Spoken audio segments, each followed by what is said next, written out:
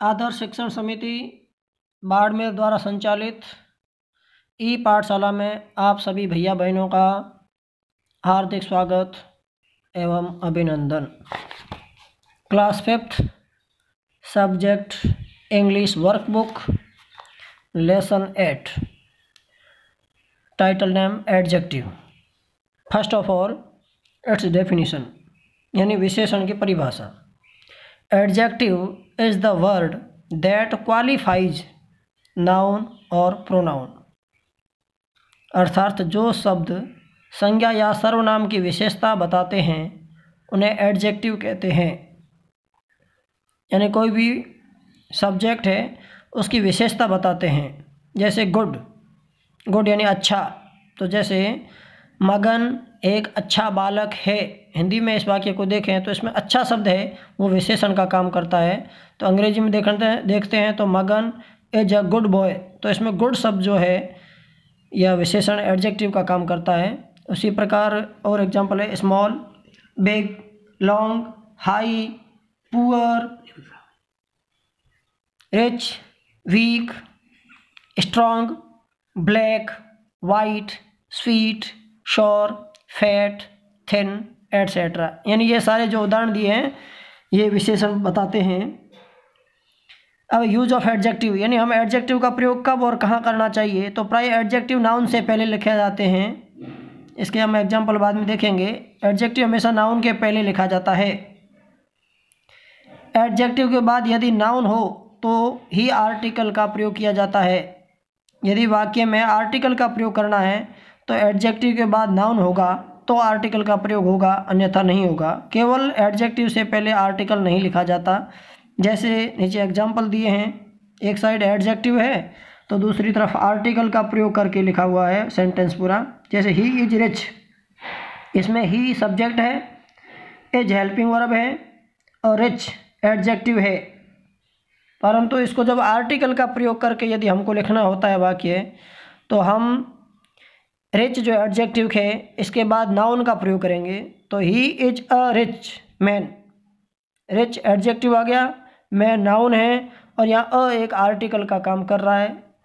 Ramesh is fat, तो Ramesh is a fat boy, यहाँ boy noun लगाया है एडजेक्टिव के बाद, फैट एडजेक्टिव है और आर्टिकल का प्रयोग ए हो गया, a fat boy. This mango is sweet, तो इसका हो जाएगा this is a sweet mango. इसमें मैंगो नाउन है, स्वीट एडजेक्टिव है और ए आर्टिकल है। दिस लेमन इज श्योर, इसमें श्योर जो है एडजेक्टिव है, परंतु आर्टिकल का प्रयोग करने के लिए इसके बाद lemon, this is a sure lemon. She is beautiful, तो she is a beautiful girl. The Ganga is holy, तो Ganga is a holy river. अब एक्सरसाइज 8, पहला प्रश्न दिया है A, pick out adjective and noun. नीचे कुछ एग्जाम्पल दिए हुए हैं, इसमें से एडजेक्टिव कौन कौन से हैं और नाउन कौन कौन से हैं वो छांट कर लिखना है। जैसे पहला शब्द दिया है बैड, बैड यानी बुरा होता है, तो यह एक विशेषण का काम करता है, इसलिए इसको एडजेक्टिव वाले लाइन में लिखेंगे।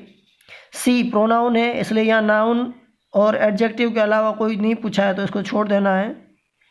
तीसरा दिया है ही भी प्रोनाउन है। इन प्रीपोजिशन है। टोमेटो, टोमेटो यहाँ नाउन के रूप में, इसलिए नाउन वाला लाइन में लिखना है।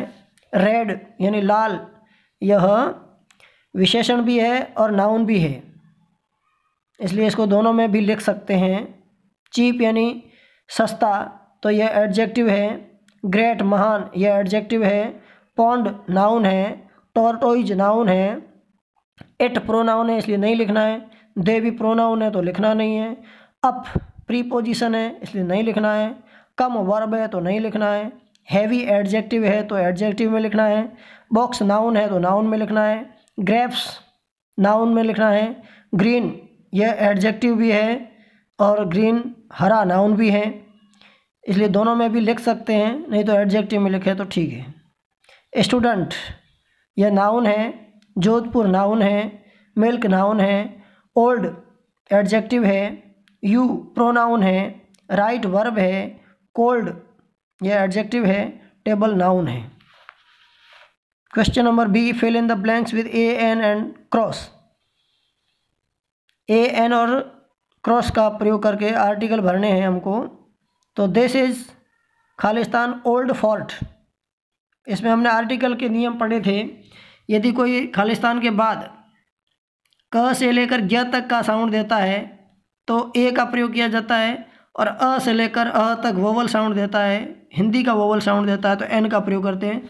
तो इसमें ओल्ड में ओ हिंदी वोवल साउंड का प्रयोग हुआ है, इसलिए इसमें एन का प्रयोग करेंगे। दूसरा, सीता इज खालिस्तान वीक। यहाँ विशेषण के बाद कोई नाउन दिया हुआ नहीं है, इसलिए इसमें क्रॉस करेंगे। तीसरा, that is Khalistan big school. यहाँ बिग स्कूल दिया हुआ है तो आर्टिकल में ए का प्रयोग करेंगे। चौथा, ही इज खालिस्तान इल। इल एडजेक्टिव है परंतु इसके बाद कोई नाउन दिया हुआ नहीं है, इसलिए यहाँ भी क्रॉस होगा। पांचवा, I have Khalistan urgent work. Urgent adjective है, इसके बाद वर्क दिया हुआ है जो नाउन का काम कर रहा है, तो यहाँ पर अर्जेंट में अ साउंड आने के कारण से एन का प्रयोग करेंगे।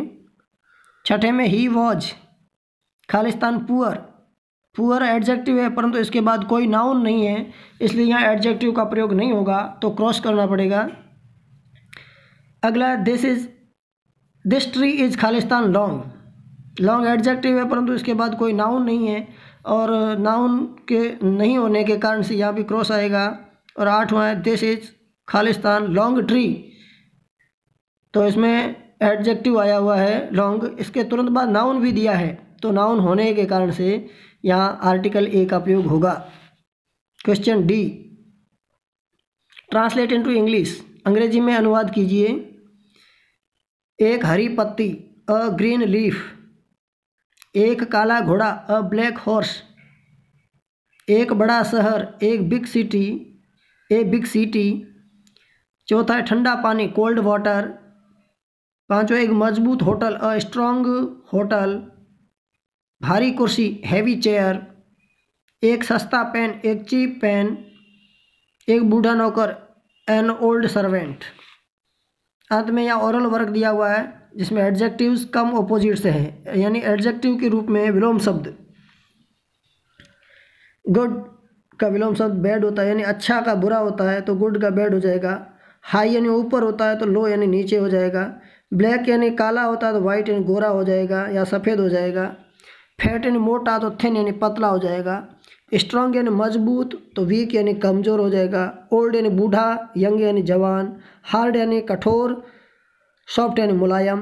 ब्यूटीफुल यानी सुंदर, अगली यानी भद्दा। कोल्ड यानी ठंडा तो हॉट यानी गर्म। शॉर्ट यानी छोटा, लॉन्ग यानी लंबा। रिच यानी धनवान तो पुअर यानी गरीब। स्मॉल यानी छोटा, बिग यानी बड़ा। हैवी यानी भारी, लाइट यानी हल्का। डर्टी यानी गंदा, क्लीन यानी स्वच्छ। इस प्रकार से इस ओरल वर्क को कंठस्थ करना और अपने नोटबुक में लिखना। Thank you.